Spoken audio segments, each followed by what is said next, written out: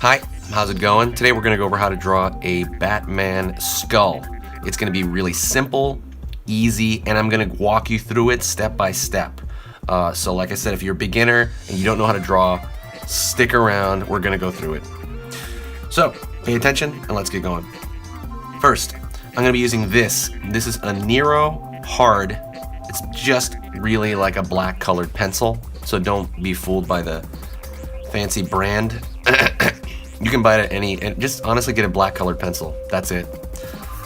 But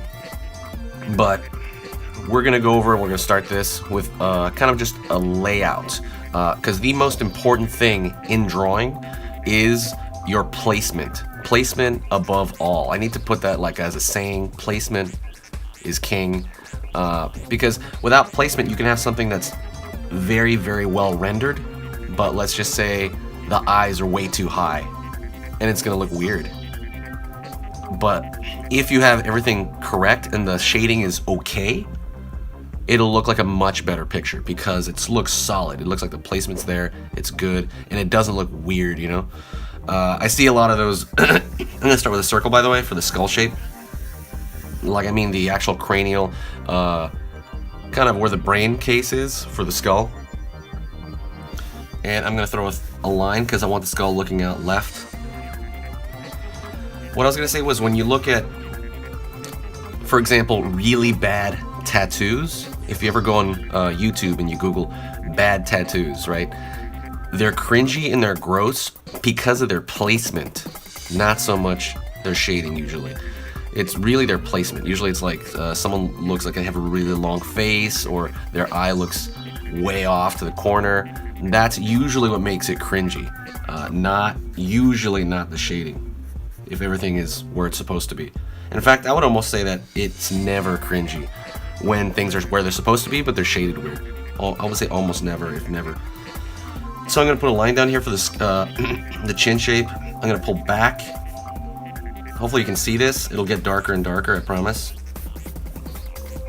So you got that skull shape, pulling down to the back side of the chin.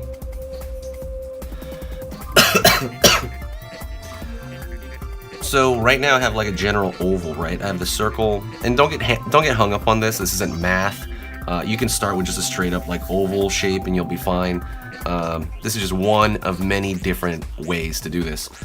But I like drawing that circle shape. What I'm going to do is I'm going to find this side of the temple, and I'm going to pull up the signature Batman kind of bat ear. It's going to be pointed up. I'm just thinking about what it's probably going to be coming from the side of his temple. And then there's one back here on the far side, which isn't as obvious. Then I'm going to throw in here a line.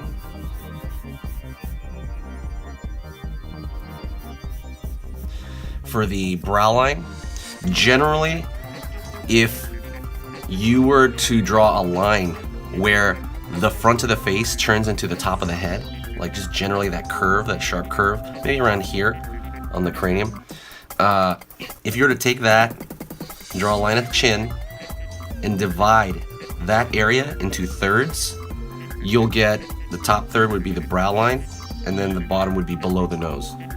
This is going to be a little bit different. I might pull them up a little bit because this is a skull.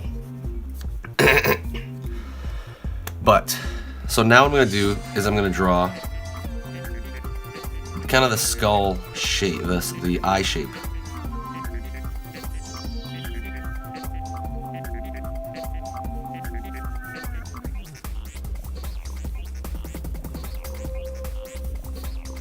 That's really just going to be boxes. Don't worry about it. And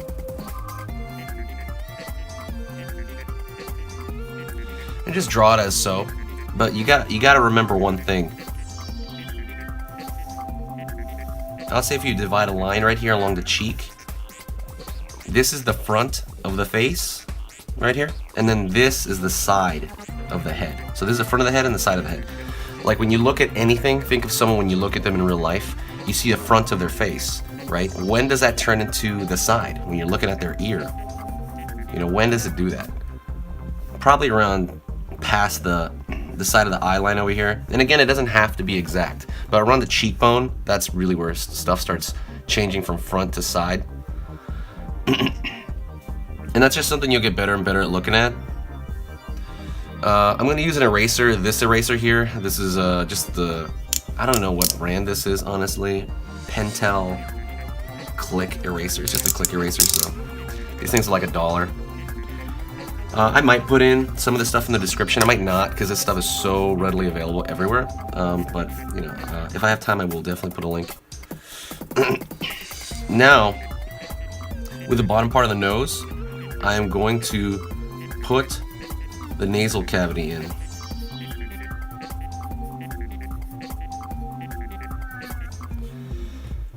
Right? And to me, that just looks like a triangle.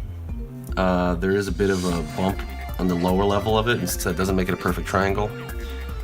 And it's kind of rounded out along the edges. It's kind of like an oblong triangle. Even if you were to make that more triangular, you'll be fine. I'm going to go down here into the tooth cylinder, right? So I'm going to go down with the teeth area. And since this is a skull, I'm going to go along the zygomatic arch. And the zygomatic arch is based just your cheekbone. That's just a fancy way of saying cheekbone.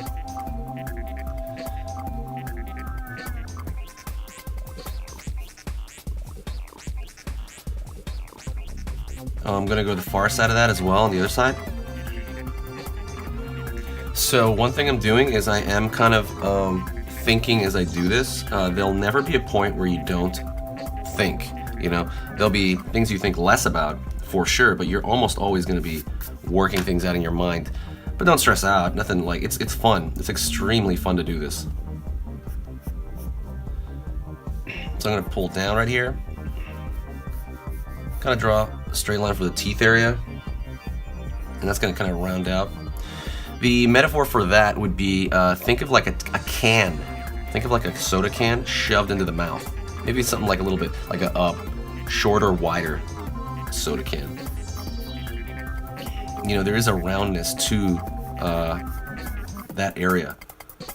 It's not just straight across teeth, you know, like a jack-o'-lantern. Sorry about that noise, by the way. That was my computer being stupid. Pull down, and then the chin.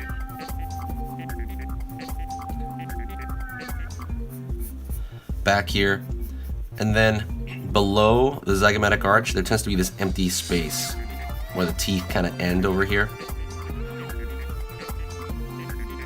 We'll fill those out in a second here. Alright, so we have, I'm going to pull that jaw in a little bit, and I'm going to pull that skull out a little bit more. There's this bump, I forgot what that's called. The ischium? Not ischium, that's the hip. But there's a bump at the bottom of the skull, back of the skull.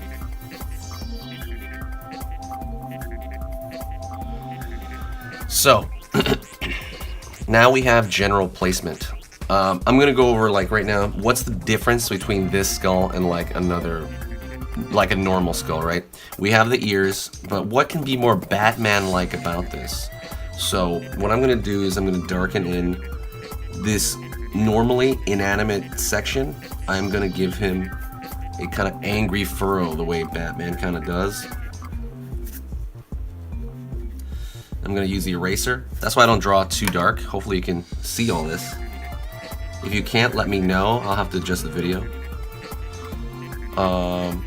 Maybe like a furrow.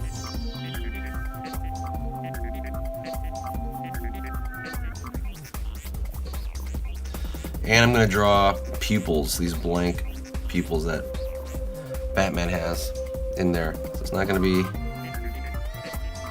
just totally, you know, a dead skull Batman. And I'm going to darken this in right here. And the reason I darken it in is for a couple reasons. One, it looks cool. You know, obviously there's dark in that area because it's a eye socket.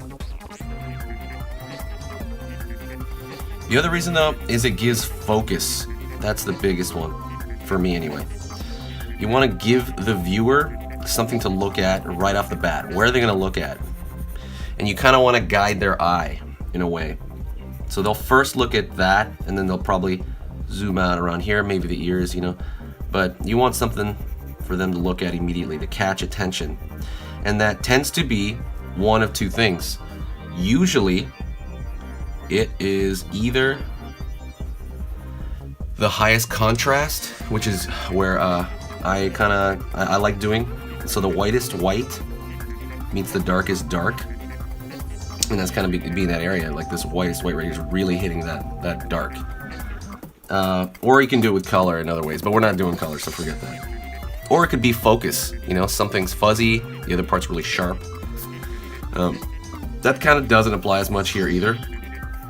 I'm gonna go into the nose here, and I'm gonna also fill this in. This is gonna be dark as well.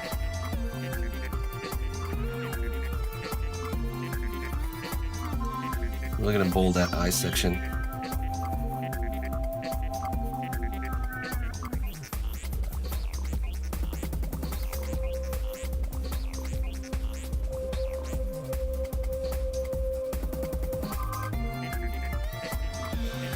Then I'm going to darken and thicken the line right here on the skull itself. I'm going to pull back. It's going to slightly go over the top portion of the skull. It's going to roll back. And I'm going to go halfway into that shape, as you can see. Pull that down. But then I'm going to not draw that line all the way across. The reason is I don't want to, even though it might make that shape if it were a skull in real life, it just kind of breaks the drawing up into pieces, and you don't want that. You want a really unified drawing, especially when you're doing a line drawing. Kind of like, again, this is more of a combination between, like, I guess this is a line drawing, not the strictest terms, but you can consider this like a line drawing. Same over here. This shape is coming in front of that skull shape behind it. Little basic foreshortening there, basic perspective, really basic perspective. Pull a line down here, connecting that side of the skull,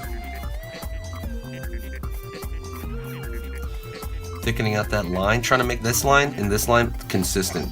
You know, in some drawings you would not want that, but in this one I do want that. There's different reasons as to why. Maybe I'll make a whole video on it. I'm going to pull down into the tooth cylinder.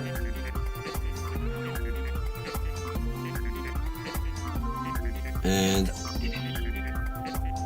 I am going to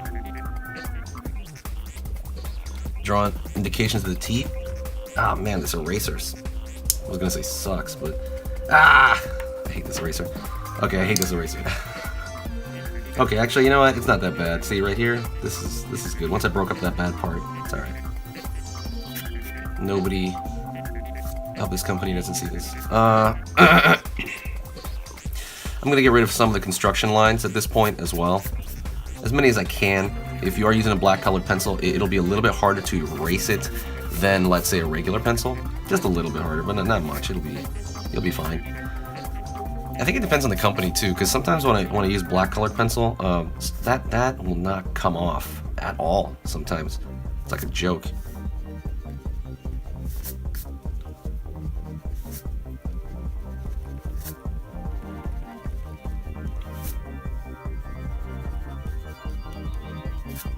Alrighty. I'm gonna go around here and I'm gonna start filling in these teeth shape. This tooth shape. Nothing fancy, just kind of like a bunch of tombstone type shapes. It's gonna roll back, and I'm gonna give it another kind of dark area.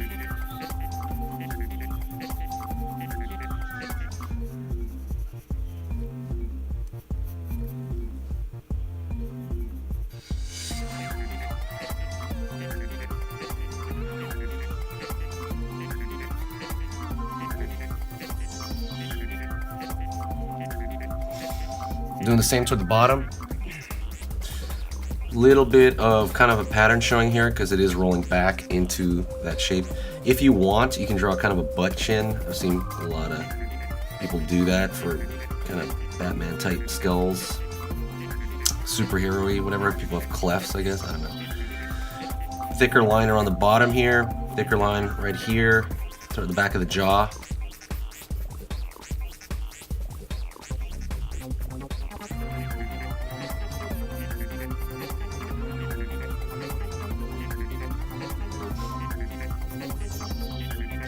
So, right here above the Zygomatic Arch, every skull kind of has that.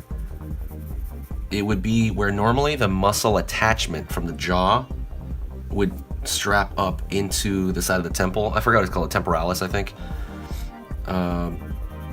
It would kind of strap up there normally, but since that's not there, the skull shape has this large kind of area that's open here.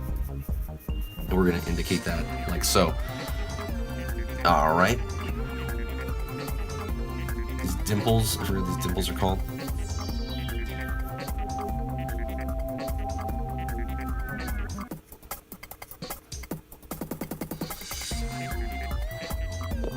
So, the camera cut out accidentally, but good news is like it was at the very end. I added this little neck part in there as an extra thing. It's really just swoops down to kind of, you know, frame the face. But that's pretty much it.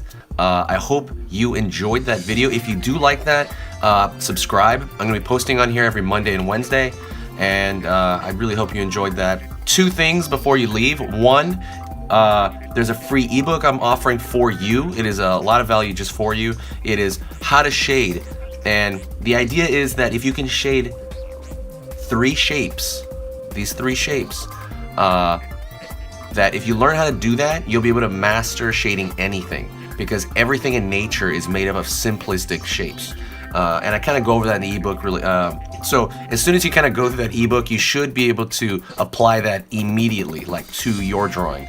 I offer that free for the moment being. I might, excuse me, sore throat. I might charge for that in the future, but for now it is totally free because I really kind of appreciate the people on this channel and I love it. Number 2, if you want direct instruction, I mean customized instruction from a professional, that is the fastest way to get better. It is someone that's on your same path, but they know the ins and outs, they know the struggles, they know what they've been through, and they're like, wow, if I just did this, it would be so much easier. I would have cut a year or 2 of mistakes. Or let's say you have a bad habit you do, and regular people can't see it. Maybe other artists around your level can't see it, but a professional who's been through it, they can see it and they'll be like, okay, identify it, and then kind of train you to not do that no more. You just don't do it. And that can literally propel you years ahead of that. And that's what happened to me at Art Center. I kind of went through the same process.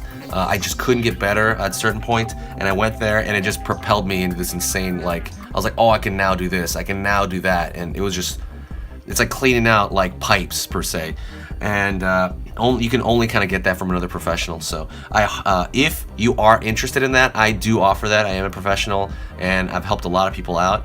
Go to my Patreon. I'm gonna link that below, the Patreon, and depending on how much you donate, there are the highest level, I will help you with that. I've helped a lot of people through it, so you know, cut years off your time. I think it's a very small exchange for, you know, really changing your core drawing skill, because you will carry that pretty much for the rest of your life, right? As much as you practice it. I mean, how much would you spend just to become better? Like, would you buy a video game? You know, would you pay like $50? It's not $50, I'll tell you that. I think it's like $30 or something like that. I think I offer. I forgot. You know, how much would you do that to increase that core drawing ability? But anyways, that's pretty much it. I offer that in the description below. I hope you guys enjoyed this. This has been already gone on too long. I have a horrible cough and I did this with a cold, so I'll see you guys in a little bit.